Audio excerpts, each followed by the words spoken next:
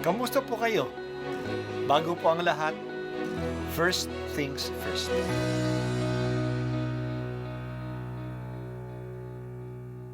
Good morning po.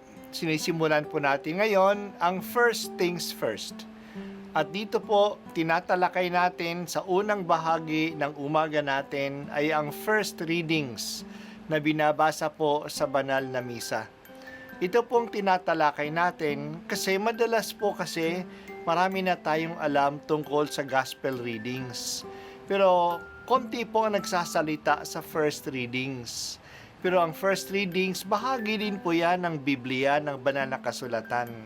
Kaya susubaybayan po natin ang mga first readings, basahin po natin at kuminsan kailangan ng basahin ng 2 o 3 beses bago maintindihan kasi hindi po tayo familiar sa mga istorya at sa mga kaisipan na tinatalakay dito. Ang pagbasa mula sa aklat ni Propeta Malakias. Narito ang pahayag ng makapangyarihang Panginoon. Ipadadala ko ang aking sugo upang ihanda ang daraanan ko. At ang Panginoon na inyong hinahanap ay biglang darating sa kaniyang templo. Darating ang pinakahihintay ninyong sugo at ipahahayag ang aking tipan. Ngunit sino ang makatatagal pagdating ng araw na iyon? Sino ang makahaharap pag siya'y napakita na? Siya'y parang apoy na nagpapadalisay sa bakal at parang matapang na sabon. Darating siya para humatol at dadalisayin niya ang mga saserdote, tulad ng pagdalisay sa pilak at ginto. Sa gayon, magiging karapat-dapat silang maghandog sa Panginoon, at ang mga handog na dadalhin ng mga taga-Huda at Jerusalem ay magiging kalugod-lugod sa Kanya, tulad ng dati. Ngunit bago dumating ang nakahihindik na araw ng Panginoon, isusugo ko sa inyo si Propeta Elias. Muling magkakalapit ang loob ng mga ama't mga anak. Kung hindi, mapipilitan akong pumarian at wasakin ang inyong bayan. Ang salita ng Diyos. Salamat sa Diyos. Isang tulugan na lang at Pasko na. Nananabik na nga ba tayo?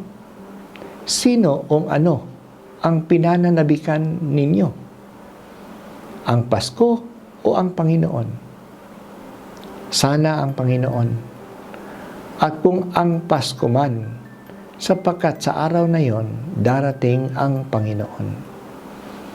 May dalawang pagdating ang darating ayon sa pagbasa natin ngayon. Ang sugo at ang Panginoon. Ang Panginoon ay biglang darating sa kanyang templo. Pero bago siya dumating, darating muna ang kanyang sugo upang ihanda ang daraanan niya. Malakas ang pagdating ng sugong ito. Darating siya parang apoy at parang matapang na sabon. Ang mga ito ay maglilinis sa mga tao. Nililinis tayo ng sabon at gayon din ng apoy na nagdadalisay ng mga pilak at mga ginto. Sino ang lilinisin? Ang mga pari at ang mga tao upang maging kalugod-lugod sa Diyos ang kanilang pag-aalay. Hindi gaano ang alay ang lilinisin, kundi ang nagdadala ng alay. Maalaala natin ang isang babala ni Jesus na kung may isang tao na nagdadala ng handog sa templo at naalaala niya na may isang tao palang may sama ng loob sa kanya, iiwan muna niya ang kanyang handog at makipagkasundo sa taong yon upang maging katanggap-tanggap sa Diyos ang alay niya.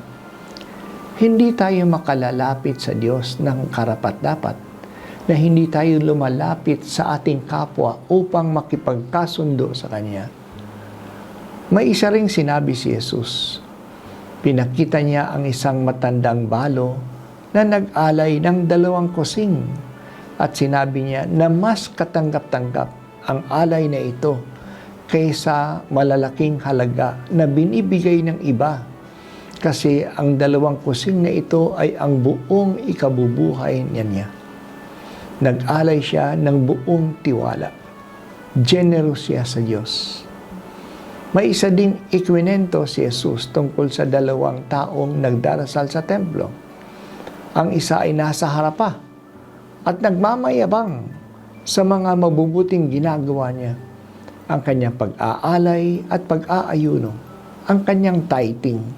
Sinabi pa niya na siya ay hindi tulad ng ibang mga tao kasi siya ay mabuti at ang iba ay masama. Ang isa naman ay nasa likod ng templo na nagmamakaawa sa kanyang panalangin.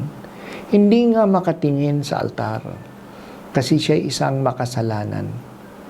Mas naging katanggap-tanggap ang panalangin niya kasi ito ay panalangin ng isang pusong nagpapakababa at nagsisisi.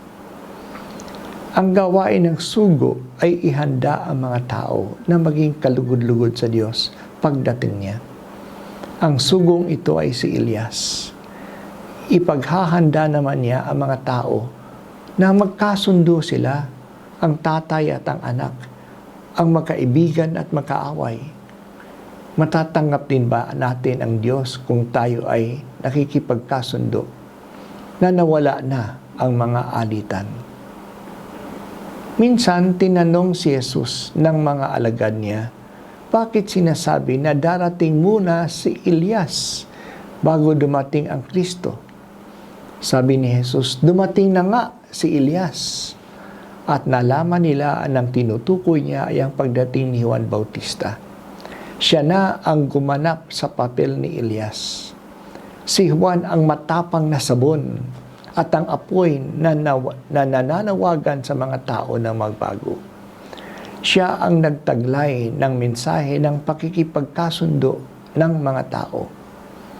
Ang hindi tumanggap kay Juan Bautista ay hindi rin tumatanggap kay Jesus. Ang mga alagad ni Juan Bautista ay siya ring naging mga alagad ni Jesus. Pero ang mga Pariseo na ayaw kumilala na si Juan Bautista ay galing sa Diyos, sila ay hindi rin tumanggap kay Jesus.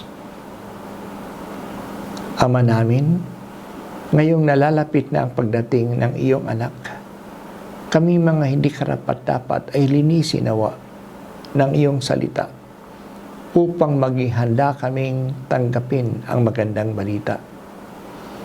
Bigyan mo kami ng diwa ng pagsisisi at pakikipagkasundo. San Juan Bautista, ihanda mo ang aming puso para kay Jesus.